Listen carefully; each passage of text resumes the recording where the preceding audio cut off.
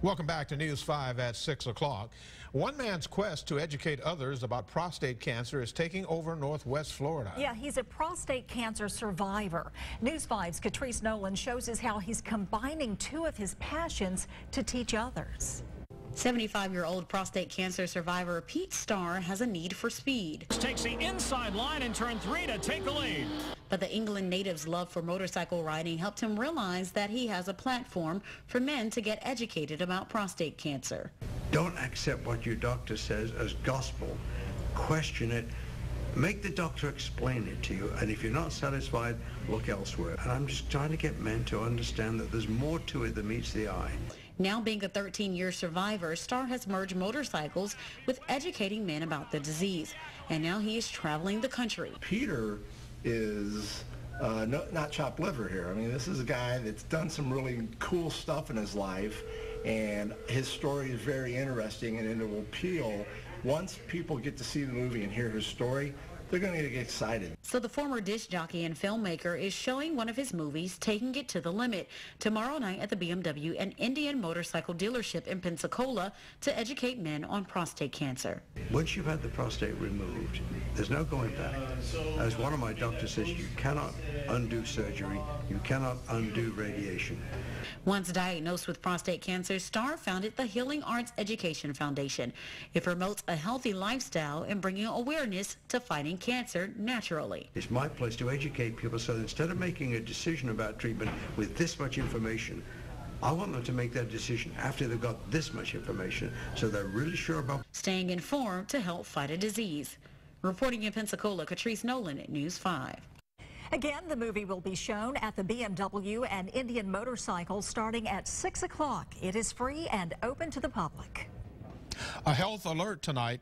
The Baldwin County Health Department reports anywhere between 1,000 and 10,000 gallons of sewage has spilled into the Bon Secours River.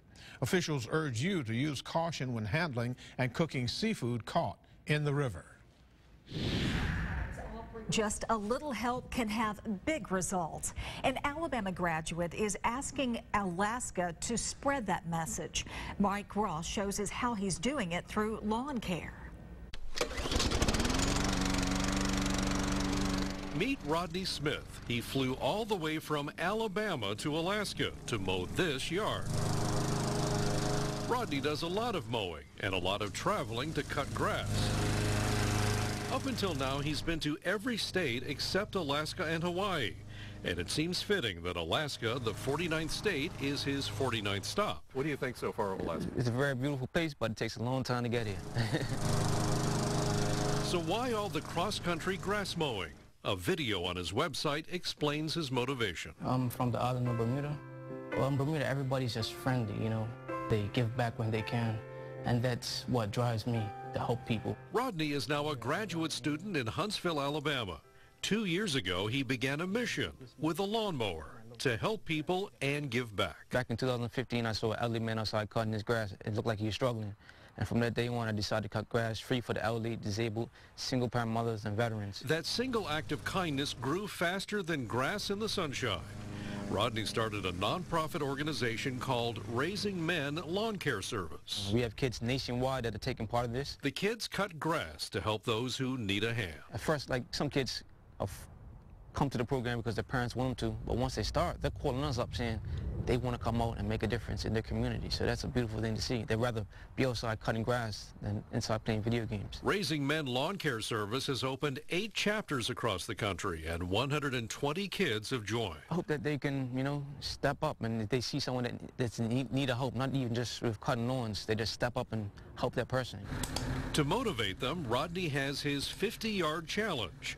The kids earn a different colored shirt each time they cut 10 more yards. We start off with a white shirt. It's like the karate system.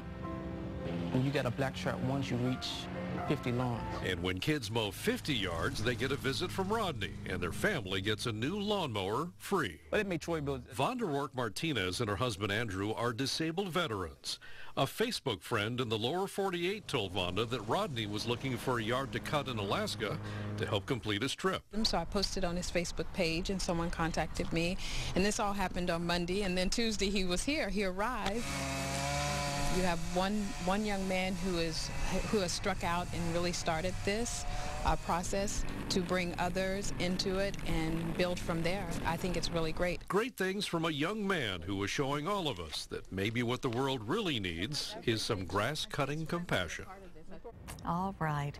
That was Mike Ross reporting. Rodney Smith will fly to Hawaii on Thursday for the final stop of his 50-state tour. Now, Alan Seals with First Alert Weather. Rain, rain, and more rain. It's just a question of